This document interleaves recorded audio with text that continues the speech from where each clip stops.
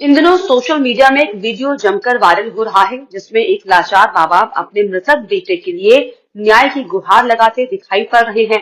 नमस्कार, मैं दीपक सिंह, निवासी लोहाघाट।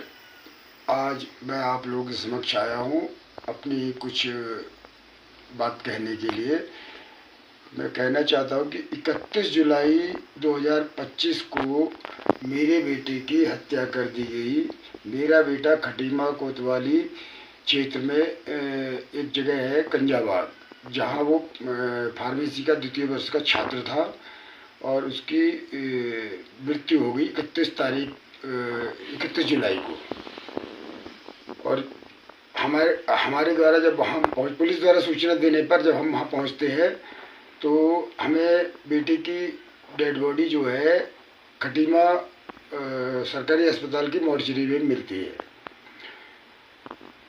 पुलिस द्वारा कहा जाता है कि आपके बेटे ने सुसाइड किया है, आत्महत्या की है, ऐसा पुलिस द्वारा कहा जाता है। लेकिन बच्चे का शव अपने बेटे का शव देखने के बाद हमें ऐसा प्रतीत होता है कि उसकी हत्या की गई है। ऐसा मैं इसलिए कह रहा हूँ कि मैंने जब अपने बेटे का शव देखा तो उसमें उसके बाएं कंधे पे चोट के निशान प्लस उसके सीने पर 3 जगह सुई चुभाने के निशान मुझे दिखाई दिए और गले में किसी रस्सी द्वारा कस करके उसका गला दबाने का निशान था 2 जगह।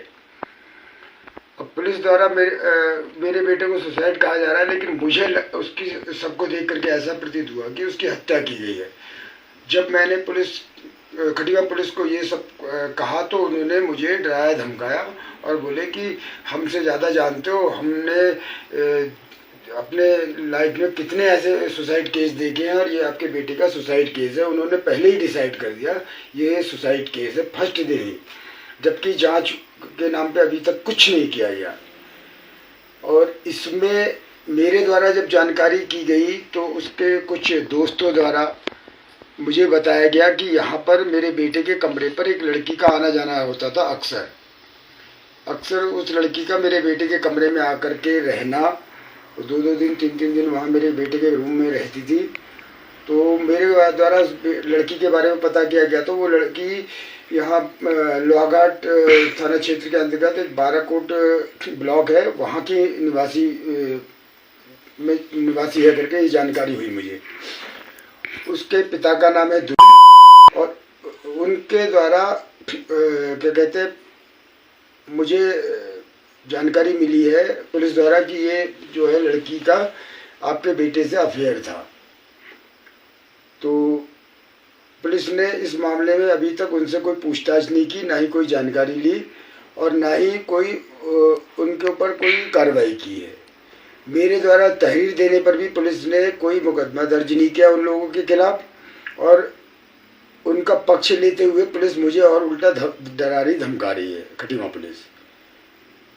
और पुलिस का ये कहना है कि अगर हम उस लड़की से पूछताछ करेंगे तो वो सुसाइड कर लेगी। ये कहाँ की बात हुई? एक पद में रहता हुआ व्यक्ति, एसओ के पद पे, कोतवाल के पद पे रहता हुआ व्यक्ति और पीड़ित से ऐसी बातें कर रहा है, तो ये कहाँ तक न्यायोचित है? तो मेरा आप लोगों से यही कहना है कि मेरे बेटे की हत्या हुई है, पुलिस निष्पक्ष जांच नहीं कर रही है और हमें परेशान किया जा रहा है, हमारा मानसिक और शारीरिक शोषण किया जा रहा है पुलिस द्वारा भी। और मैं चाहता हूं कि उन अपराधियों पे जिनकी वजह से मेरे बेटे की हत्या हुई है उन पर कठोर से कठोर कार्रवाई हो। और ऐसा शायद मुझे पुलिस से न्याय की अब उम्मीद नहीं है, उनका रवैया मेरे प्रति अच्छा नहीं है। वो मुझे हमेशा जब भी मैं जाता हूँ तो मुझे प्रताड़ित करते हैं, डराते धमकाते हैं। और मेरे बेटे का मोबाइल पुलिस की कब्जे में है। 31 घटना वाले दिन 31 जुलाई से अभी तक मेरे बेटे का मोबाइल पुलिस की कस्टडी में है, पुलिस के पास है। जो मेरे द्वारा पूछने पर पुलिस द्वारा ये कहा जाता है कि आपका मोबाइल अनलॉक नहीं हुआ, आपके बेटे का मोबाइल अनलॉक नहीं हुआ है और अगर उसको हम कहीं लॉक खुलवाते हैं तो वो सारा डाटा उसका डिलीट हो जाएगा, ऐसा पुलिस का कहना है। लेकिन ये बिल्कुल सरासर झूठ है। क्यों कि मेरे बेटे की ईमेल आईडी और मेरी ईमेल आईडी और मेरी मिसेज की ईमेल आईडी एक ही ईमेल आईडी से हमारे फ़ोन कनेक्ट चल रहे थे। तो अभी 1 अगस्त से 6 अगस्त तक मेरे बेटे के इंस्टा पर लॉगिन किया गया और उसमें कुछ चैट्स वगैरह डिलीट की गई है। ये बात मैं जब पुलिस को बताई तो पुलिस ने इस चीज़ को गौर नहीं किया, इस चीज़ पर कोई गौर नहीं किया, और ना ही लॉगिन करने वाले जिन लोगों ने इस पर लॉगिन किया है वो और उसके फैमिली के, उसके परिवार के लोग ही हैं, वो भी मैंने उनको प्रूफ दिए पुलिस को, लेकिन उस पर भी पुलिस ने कोई कार्रवाई नहीं की, कोई पूछताछ नहीं की। तो एक तरफा मुझे मतलब ऐसा लग रहा है कि ये लोग मतलब इस हत्याकांड को अपने स्तर से दबाने की कोशिश कर रहे हैं, और अपना आरोपियों से मिली भगत हो गई है, इनकी सांठगांठ कोई हो गई है, ऐसा मुझे संदेह है इन पुलिस वालों पर, जिसमें दसोनी जी हैं, कोतवाल खटीमा, और विवेचक श्री भूपेंद्र सिंह रैसवाल जी हैं। इन लोगों के व्यवहार से मुझे ऐसा प्रतीत होता है तो इन लोगों की मिली भगत है। तो मैं आप लोगों से बस इतना चाहता हूँ कि मेरे बेटे के हत्यारों को सज़ा मिलनी चाहिए, उनको कठोर से कठोर सज़ा मिले। मैं बस इसीलिए आप लोगों के समक्ष आया हूँ कि मेरे बेटे के साथ न्याय हो। ये उसी नैनीताल में डीएसपी परिसर में बीएससी सेकेंड ईयर की छात्रा है, और ये अक्सर अपना कॉलेज से क्या कहते हैं मेरे बेटे के वहाँ आकर के रहती थी, नैनीताल से मेरे बेटे के पास कमरे में खटीमा आकर के रहती थी, और इन लोगों के बीच में कोई प्रेम संबंध था ऐसा भी मुझे पता लगा है। और पुलिस ने घटना स्थल को ना सील किया, ना ही उसकी कोई फॉरेंसिक जांच करवाई उस जगह की, ना ही कोई एविडेंस अपने कब्जे में लिए गए हैं, और ना ही आरोपियों से पूछताछ की जा रही। मेरे द्वारा तहरीर देने पर भी मुकदमा कायम नहीं किया जा रहा है पुलिस द्वारा। तो मैंने इसकी शिकायत माननीय आईजी, डीआईजी, कुमाऊं कमिश्नर और एसएसपी महोदय रुद्रपुर और सीएम पोर्टल पे सब पे मैंने इसकी शिकायत दर्ज कराई। मैंने रजिस्टर्ड डाक द्वारा इनको लेटर लिखे, और उसके बावजूद भी कोई कार्रवाई नहीं की गई है। अब महोदय से बस आप लोगों से बस इतना ही निवेदन है कि इस पे उचित कार्रवाई करें और मेरा साथ दें, मेरा सहयोग करें। एक हत्या आरोपियों के खिलाफ मैं एक अकेला लड़ाई लड़ रहा हूं, और इस लड़ाई में मेरा साथ दें और मेरे बेटे को न्याय दिलाने में मेरी मदद करें। बस ऐसी आप लोगों से विनती है मेरी। एक लाचार बाप हूं मैं, और आप लोगों से बड़ा उम्मीद से मैं ये सब चीज़ें कह रहा हूं। और मेरे पास पुलिस के द्वारा कहे हुए सारी चीज़ों के ऑन रिकॉर्ड मेरे पास रिकॉर्डिंग है, जिसमें पुलिस कह रही थी कि पोस्टमार्टम रिपोर्ट होगी, उसके बाद में विसरा की जांच आएगी तो जांच हम आगे को बढ़ाएंगे। और अब कह रहे हैं, पुलिस का कहना ये है कि कोई विसरा जांच नहीं होगी। पोस्टमार्टम रिपोर्ट में भी उसके चोटों के निशान के बारे में कोई स्पष्ट जानकारी नहीं दी गई है, और विसरा जांच के लिए भी उन्होंने बिल्कुल नकार दिया कि विसरा जांच नहीं होगी। कई तथ्य ऐसे हैं जिनकी वजह से मुझे संदेह हो रहा है कि पुलिस भी इन अपर आरोपियों से मिली है। मुझे पुलिस से कोई उम्मीद नहीं है कि ये निष्पक्ष जांच करेंगे और मेरे बेटे के साथ न्याय करेंगे। अभी घटना के बाद मेरी बेटी जो 9th क्लास में पढ़ती है वो अकेले विद्यालय जाती है। उसका कारण ये है कि मैं 2 साल से बिस्तर पे हूँ, मेरा पाँव में रॉड पड़ी है, मेरा एक्सीडेंट हो रखा है, तो उस वजह से मैं बेटी को छोड़ने नहीं जा सकता, और मेरी बेटी यहाँ से अकेली जाती है, उसके साथ में कोई बच्चे नहीं है, अकेली यहाँ से जाना होता है उसको स्कूल। तो रास्ते में उसका पीछा किया जाता है, उसको डराया धमकाया जाता है, और मुझे संदेह है कि कहीं ये मेरी बेटी को भी नुकसान ना पहुँचा दे। लिहाजा प्रशासन से मेरी कहते गुजारिश है कि मेरी बेटी की और मेरे परिवार की सुरक्षा की जाए। कभी भी कोई अनहोनी हो सकती है। ये थोड़ा सा आपराधिक किस्म के लोग हैं, इनका आपराधिक इतिहास रहा है, इनके परिवार में काफ़ी कुछ लोग आपराधिक किस्म के लोग भी हैं जो ऐसा कर सकते हैं। इसमें नागेंद्र जोशी और ये लोग इन्वॉल्व हैं। और अभी बीच में जब मेरा बेटा यहाँ आया था मई में, उस बीच मेरा बेटा अपनी बहन को छोड़ने के लिए विद्यालय जाता था, तो इन लोगों ने मेरे बेटे के साथ में मारपीट की थी, और उससे कहा था कि अगर मेरी बेटी के आसपास भी दिखाई दिया तो तुझे जान से मार देंगे।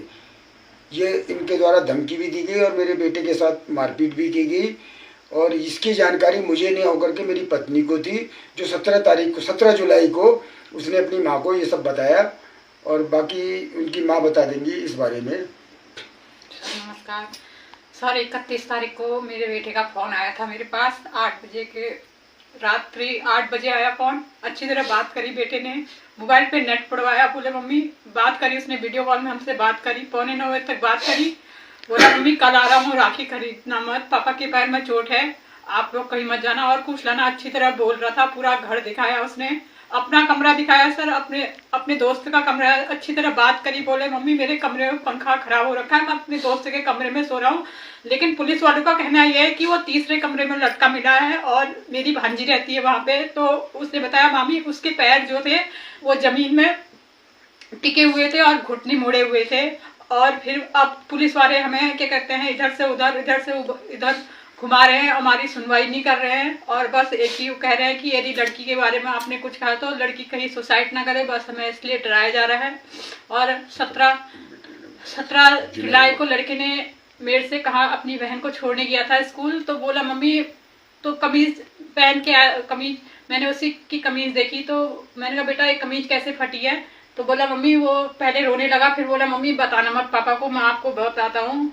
वो क्या कहते हैं, एक लड़की के साथ मेरा ऊपर उसी की लड़की संबंध है मम्मी, और उनके ताऊजी और उसके पापा ने मुझे घेर के मारा। 2-4 लोग और भी थे, 2-3 लोग और भी थे, उन लोगों ने मुझे मिल के मारा और बोला मेरी लड़की के आसपास दिखोगे तो अंजाम अच्छा नहीं होगा। मैंने कहा ठीक है बेटा ऐसा कर, फिर यहाँ तो खतरा है, तू खटीमा को चले जा, वहाँ क्या कहते हैं कुछ दिन अपनी या तो बहन के पास रह लेना, वहाँ उसकी दी रहती है। मैंने कहा उसके दी के पास चले जाना या फिर अपने कमरे में रहना। बोला ठीक है मम्मी। 31 तारीख को उसने हमसे बात करी, 8:45 तक बात करी। थोड़ी देर में 11 बजे के आसपास पुलिस वालों का फोन आया हमारे पास कि आपकी लड़की की तबीयत खराब हो रही है। मैंने कहा सर इसको ठीक है ना मेरा बेटा? बोले हाँ ठीक है, हम इसे हॉस्पिटल ले जा रहे हैं। हम यहाँ से 11:30 बजे 12 कोर्ट से चल दिए गाड़ी बुक करके, फिर वहाँ 2:30 बजे पहुंचे। तो 2:30 बजे पहले मैं तो अपनी जेठानी के साथ थी और इसके पापा वहाँ अस्पताल गए कोतवाल में गए, तो बोले नहीं लड़के ने सुसाइड कर रखा है, यही बोला जा रहा है सर हमने, और कुछ नहीं। उससे पहले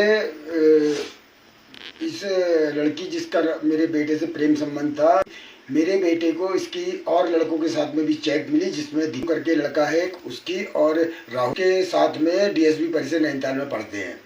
ये चैट्स मिलने के बाद में मेरा बेटा इससे बिल्कुल संबंध विच्छेद कर लिया मेरे बेटे ने, और उसने 14 जुलाई को इसको ब्लॉक किया।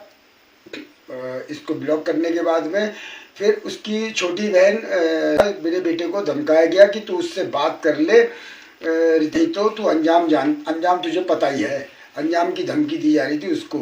दिनांक 25 जुलाई 2025 को मेरे बेटे को एक इंस्टा आईडी लकी करके है, लकी UK03 फेक आईडी है या पता नहीं क्या, मेरे को तो इस चीज़ की जानकारी नहीं। तो 25 जुलाई को भी उसको धमकी दी गई, जिसकी शिकायत मेरे बेटे ने अपने बड़े भाई, मतलब मेरे बड़े भाई के बेटे से शिकायत की, रजत ढेक से, कि रजत भैया ये कोई लड़का मुझे धमकी दे रहा है। ये दिनांक 25 जुलाई की बात है, जिसमें मेरे बेटे को धमकाया गया था, और 31 जुलाई को उसकी हत्या कर दी गई।